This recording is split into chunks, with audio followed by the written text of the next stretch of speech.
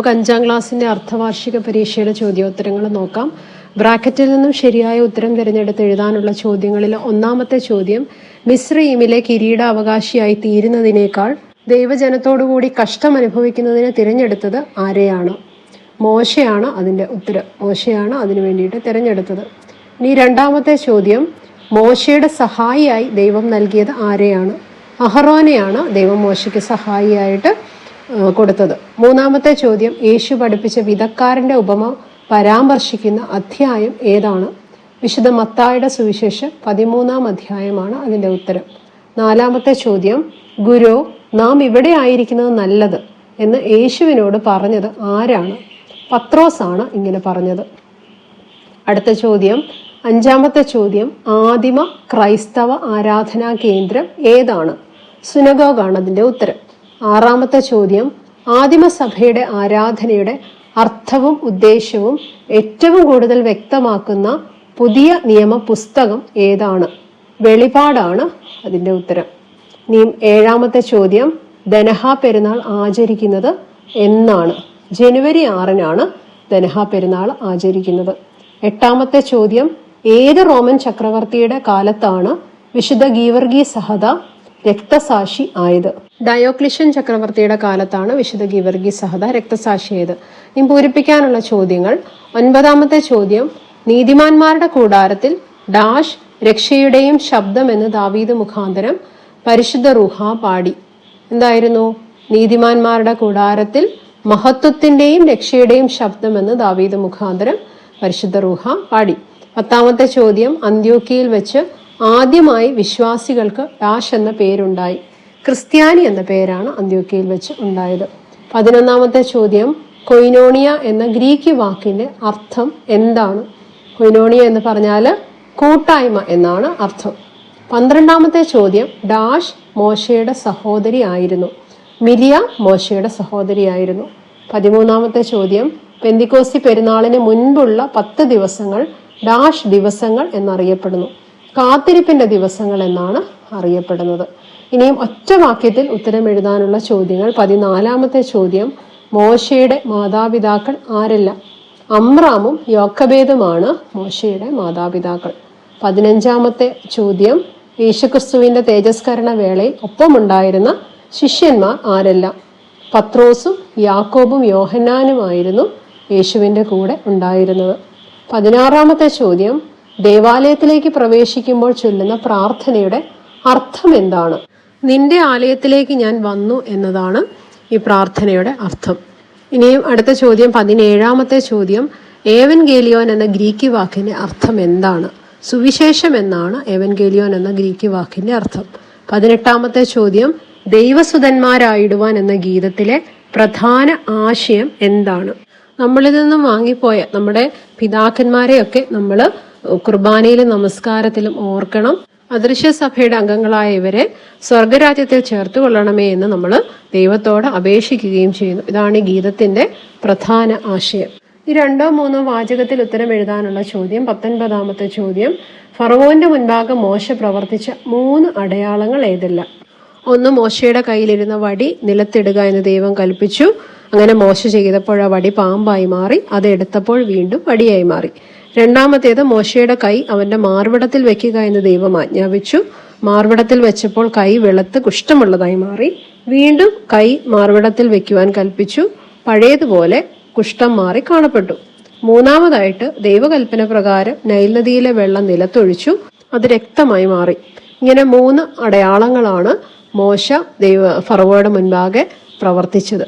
20ാമത്തെ ചോദ്യം, യേശുവിന്റെ ഉപമയുടെ സവിശേഷതകൾ എന്താണ്? യേശു ഉപമകളിലൂടെയായിരുന്നു ജനങ്ങളെ പഠിപ്പിച്ചത്. ഇത് ചെറിയ കഥകളായിരുന്നു. വളരെയധികം ഉന്നതമായ സത്യങ്ങൾ അടങ്ങുന്നവയും സാധാരണ ജനങ്ങൾക്ക് പരിചിതവുമായ കഥകളായിരുന്നു ഉപമകൾ. 21ാമത്തെ ചോദ്യം, അപ്പോസ്തോലിക സഭയുടെ 4 പ്രത്യേകതകൾ ഏതെല്ലാം? അപ്പോസ്തലന്മാരുടെ ഉപദേശം സ്വീകരിക്കുക, കൂട്ടായ്മ ആചരിക്കുക, അപ്പം നുറുക്കുക, പ്രാർത്ഥിക്കുക. ഇവയായിരുന്നു അപ്പോസ്തോലിക സഭയുടെ 4 പ്രത്യേകതകൾ. 22ാമത്തെ ചോദ്യം, സ്ലീവാ പെരുന്നാൾ ആചരണവുമായി ബന്ധപ്പെട്ട ചരിത്ര സംഭവം എന്താണ്? ക്രിസ്തുമതം റോമാ സാമ്രാജ്യത്തിന്റെ ഔദ്യോഗിക മതമായി പ്രഖ്യാപിച്ച കുസ്തന്തീനോസ് ചക്രവർത്തിയുടെ അമ്മയായ ഹെലനി രാജ്ഞി യെരുശലേമിൽ പോയി കർത്താവിനെ തറച്ച കുരിശു കണ്ടെത്തി അത് റോമയിൽ ആഘോഷപൂർവ്വം വരവേറ്റു ഒരു പള്ളി പണിത് അതിന്റെ അൾത്താരയിൽ ഈ സ്ലീബായെ സ്ഥാപിച്ചു. ഈ ഒരു സംഭവത്തിന്റെ ഓർമ്മയ്ക്കായിട്ടും പിശാചിനെ ജയിക്കുന്ന സ്ലീബായുടെ ശക്തിയുമൊക്കെ ഈ പെരുന്നാളിലൂടെ സഭ ധ്യാനിക്കുന്നു. ഇനിയും അടുത്ത ചോദ്യം, 23-ാമത്തെ ചോദ്യം. വിശുദ്ധ ഗീവർഗീസ് സഹദ ഉഗ്രവിഷമുള്ള സർപ്പത്തെ കൊന്നതായുള്ള ഐതിഹ്യം പങ്കുവെക്കുന്ന സന്ദേശം എന്താണ്? ക്രിസ്തീയ ജീവിതം ഒരു പോരാട്ടമാണ്. സത്യവിശ്വാസത്തിലും ധർമ്മത്തിലും നീതിയിലുമൊക്കെ നിലകൊള്ളുവാനുള്ള ഒരു പോരാട്ടം. അതുപോലെ അധർമ്മത്തിനും അനീതിക്കും പൈശാചിക ശക്തികൾക്കുമെതിരെയും പടപൊരുതേണ്ട ഒന്നുമാണ് ക്രിസ്തീയ ജീവിതം എന്ന് പറയുന്നത്. സഹദ കൊന്ന സർപ്പം പിശാചിന്റെ പ്രതീകമായിട്ട് നമുക്ക് കാണാം. വിശുദ്ധ ഗീവർഗീസ് സഹദായെ പോലെ അനീതിക്കെതിരെ ജീവൻ വെച്ച് പോരാടുവാനായിട്ട് നമ്മളെല്ലാവരും ശ്രമിക്കണമെന്നാണ് ഈ കഥ നൽകുന്ന സന്ദേശം. പ്രാർത്ഥനാ ഗീതം എന്ന ഭാഗത്തിലെ ചോദ്യങ്ങൾ. 24-ാമത്തെ ചോദ്യം, പ്രഭാത സ്തുതിപ്പ് പൂരിപ്പിക്കുക. കർത്താവിനെ സ്തോത്രം ചെയ്യുന്നത് മുതൽ കാണപ്പെടുമാറാകണമേ എന്നുള്ള ഭാഗം വരെയാണ് നിങ്ങൾ എഴുതേണ്ടത്. കർത്താവിനെ സ്തോത്രം ചെയ്യുന്നതും അത്യുന്നതനായ തന്റെ നാമത്തെ കീർത്തിച്ചു പാടുന്നതും പ്രഭാതകാലത്ത് തന്റെ കൃപയും രാത്രികാലത്ത് തന്റെ വിശ്വാസവും അറിയിക്കുന്നതും എത്രയും നല്ലതാകുന്നു. കർത്താവെ, പ്രഭാത സമയത്ത് എൻ്റെ ശബ്ദം കേൾക്കണമേ. പ്രഭാത സമയത്ത് ഞാൻ ഒരുങ്ങി നിനക്ക് കാണപ്പെടുമാറാകണമേ. ഇത്രയുമാണ് എഴുതേണ്ട ഭാഗം. 25-ാമത്തെ ചോദ്യം, മാറാനായ പെരുന്നാളുകൾ എപ്രകാരമാണ് ആചരിക്കുന്നത്? മാറാനായ പെരുന്നാളുകൾ ആചരിക്കുന്നത് ഞായറാഴ്ച പോലെ തന്നെയാണ്. വിശുദ്ധ കുർബാന അനുഷ്ഠിക്കുകയും വിശ്വാസികൾ അതിൽ പങ്കെടുക്കുകയും ചെയ്യണം. ഓരോ ദിവസത്തിലും പ്രത്യേകം പ്രൊമിയോൻ, സെതറ, വേദവായനകൾ, ഏവൻഗേലിയോൻ, പ്രത്യേകം പാട്ടുകൾ ഇവ ക്രമീകരിച്ചിട്ടുണ്ട്. ഞായറാഴ്ച പോലെ തന്നെ തലേ ദിവസത്തെ സന്ധ്യ നമസ്കാരം മുതൽ പിറ്റേന്ന് 9-ാം മണി വരെയുള്ള പ്രാർത്ഥനകൾക്ക് കുമ്പിടൽ ഉണ്ടായിരിക്കുന്നതല്ല. ഇനിയും ബുധൻ, വെള്ളി ദിവസങ്ങളിലാണ് മാറാനായ പെരുന്നാൾ വന്നാൽ അന്ന് ഉപവാസവും ആവശ്യമില്ല. ഈ ദിവസങ്ങളിൽ കുർബാന അനുഭവിച്ചിരിക്കണം എന്നതും ഓർക്കേണ്ട ഒന്നാണ്. ആവുന്നത്ര ലൗകിക വേലകളിൽ നിന്നൊഴിഞ്ഞ് ഞായറാഴ്ചയിലെ പോലെ ആത്മീയമായ സുവിശേഷ ജീവകാരുണ്യ പ്രവർത്തനങ്ങളിൽ ശ്രദ്ധിക്കേണ്ടതും മാറാനായ പെരുന്നാളുകളുടെ ആചരണത്തിന്റെ ഭാഗമാണ്. 26-ാമത്തെ ചോദ്യം, പൗലോസ് ശ്ലീഹ എന്ന ഗീതം സഭയിൻ ശാപം വരെയുള്ള ഭാഗം പൂരിപ്പിക്കുക. പൗലോസ് ശ്ലീഹ ധന്യൻ ചൊൽകേട്ടേനി ദേവം, നിങ്ങളെ ഞങ്ങൾ അറിയിച്ചതിനെതിരെ വേറൊരുവൻ വന്നറിയിച്ചാൻ, വാനവനെങ്കിലും ആദൂതൻ താനേൽക്കും സഭയിൻ ശാപം. ഇത്രയാണ് എഴുതേണ്ടത് കേട്ടോ. 27-ാമത്തെ ചോദ്യം, കർത്താവ് അരുളി ചെയ്തു ഞാൻ ജീവന്റെ അപ്പം എന്ന ഗീതത്തിൽ ഉൾക്കൊള്ളുന്ന ആശയം വിശദമാക്കുക. യോഹന്നാന്റെ സുവിശേഷം 6-ാം അധ്യായം 51-ാം വാക്യം അടിസ്ഥാനമാക്കിയാണ് ഈ ഗീതം ആരംഭിക്കുന്നത്. സ്വർഗത്തിൽ നിന്നും ഇറങ്ങി വന്ന ജീവനുള്ള അപ്പം ഞാനാകുന്നു എന്നതാണ് ആ ഗീതത്തിന്റെ ആദ്യ വരിയുടെ അർത്ഥം. വചനമായ എന്നെ ലോകത്തെ രക്ഷിപ്പാൻ പിതാവ് അയച്ചതാണ്. ഒരു കർഷകൻ എന്ന പോലെ ഈ വചനം ഭൂമിയിൽ വിതച്ചത് ഗബ്രിയേൽ മാലാഖയാണ്. നല്ല നിലം വിത്ത് സ്വീകരിക്കുന്നത് പോലെ പരിശുദ്ധയായ കന്യക മറിയാമിന്റെ ഉദരം വചനമാകുന്ന വിത്തിനെ മാലാഖയിൽ നിന്നും സ്വീകരിച്ചു. ദൂതന്മാർ സ്വർഗത്തിൽ സ്തുതിക്കുന്നത് പോലെ ഇപ്പോൾ ത്രോണോസിൽ പട്ടക്കാരുടെ കൈകളിൽ ഞാൻ ആഘോഷിക്കപ്പെടുന്നു. ഇതാണ് ഈ ഗീതത്തിന്റെ ആശയം. 28-ാമത്തെ ചോദ്യം, വിശുദ്ധ കുർബാനയിലെ സ്ലീഹ വായനകളെ കുറിച്ച് വിശദീകരിക്കുക. വിശുദ്ധ കുർബാനയിൽ 2 സ്ലീഹ വായനകളാണുള്ളത്. വടക്കു വശത്തും തെക്ക് വശത്തും. വടക്കു വശത്ത് വായിക്കുന്നത് അപ്പോസ്തല പ്രവർത്തികളിൽ നിന്നോ പൊതുവിലുള്ള ലേഖനങ്ങളിൽ നിന്നോ ആയിരിക്കും. തെക്ക് വശത്ത് വായിക്കുന്നത് പൗലോസ് ശ്ലീഹായുടെ 14 ലേഖനങ്ങളിൽ നിന്നായിരിക്കും. വടക്കുവശത്ത് വായിക്കുന്ന അപ്പോസ്തല പ്രവർത്തികളിൽ നിന്നാണെങ്കിൽ ശുശ്രൂഷക്കാരൻ ആമുഖമായിട്ട് പറയുന്നത് പരിശുദ്ധ സ്ലീഹന്മാരുടെ നടപ്പുകളുടെ പുസ്തകത്തിൽ നിന്നും ഹാബിബായ് ബാറക്കിമോർ എന്നാണ്. അതിന് പ്രതിവാക്യമായിട്ട് നമ്മൾ സ്ലീഹന്മാരുടെ ഉടയവന സ്തുതിയും നമ്മുടെ മേൽ തന്നെ അനുഗ്രഹങ്ങളും എന്നേക്കും ഉണ്ടായിരിക്കട്ടെ എന്ന് പ്രതിവാക്യവും പറയുന്നു. ഇനിയും വടക്കുവശത്ത് വായിക്കുന്നത് പൊതുലേഖനങ്ങളിൽ നിന്നാണെങ്കിൽ പരിശുദ്ധനായ യാക്കോബ് ശ്ലീഹായുടെ പൊതുലേഖനത്തിൽ നിന്നും ഹാബിബായ് ബാറക്കിമോർ എന്നാണ്. ഇനി ഇവിടെ യാക്കോബിന് പകരം പൊതുലേഖനങ്ങൾ എഴുതിയ പത്രോസിന്റെയോ യോഹന്നാന്റെയോ യൂദയുടെ പേരുകൂടി ചേർക്കാം.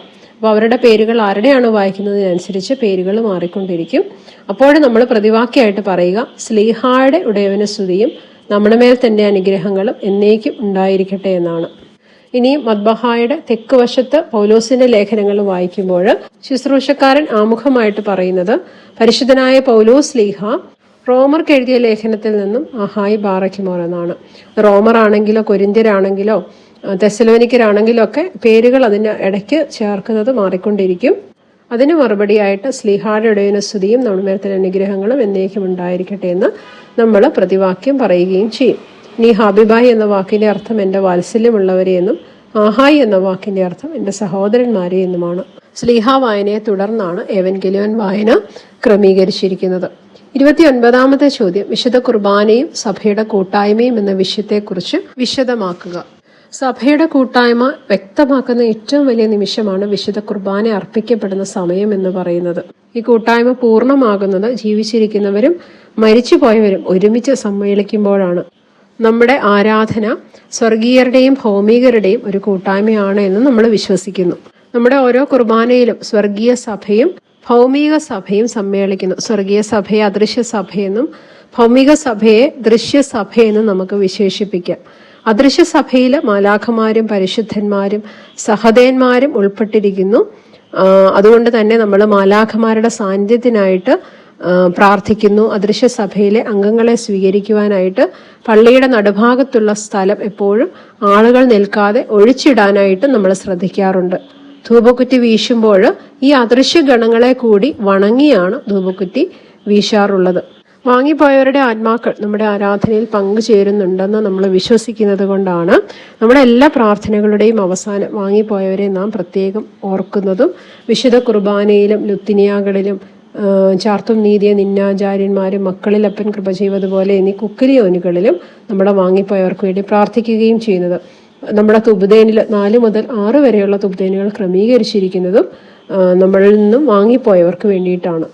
6ാം തുബ്ദേന് ശേഷം വിശ്വാസികൾ ചൊല്ലുന്ന പ്രാർത്ഥനയും വാങ്ങിപ്പോയവർക്ക് വേണ്ടിയിട്ടുള്ള പ്രാർത്ഥനകളാണ്. അതുപോലെ കുക്കിലിയോന് മുൻപുള്ള ദൈവസുതന്മാരായിടുവാൻ എന്ന ഗീതവും വാങ്ങിപ്പോയവരെ ഓർത്തു ചൊല്ലുന്ന ഒന്നാണ്. ഇത്രയുമാണ് ഈ ഒരു ക്വസ്റ്റ്യൻ പേപ്പറിലെ ചോദ്യങ്ങളും അതിൻ്റെ ഉത്തരങ്ങളും. നിങ്ങൾക്ക് ക്വസ്റ്റ്യൻ പേപ്പർ മനസ്സിലായി എന്ന് കരുതുന്നു. അടുത്ത പരീക്ഷയ്ക്ക് നന്നായി പഠിക്കുക. ഇപ്പോൾ പഠിച്ച പോർഷൻസും ഇനിയും പഠിക്കാനിരിക്കുന്ന പോർഷൻസും ഒക്കെ അടുത്ത പരീക്ഷയ്ക്കുണ്ട്. അതിന് നന്നായി പഠിച്ച് തയ്യാറെടുക്കുക. എല്ലാവരെയും ദൈവം അനുഗ്രഹിക്കട്ടെ. Thank you.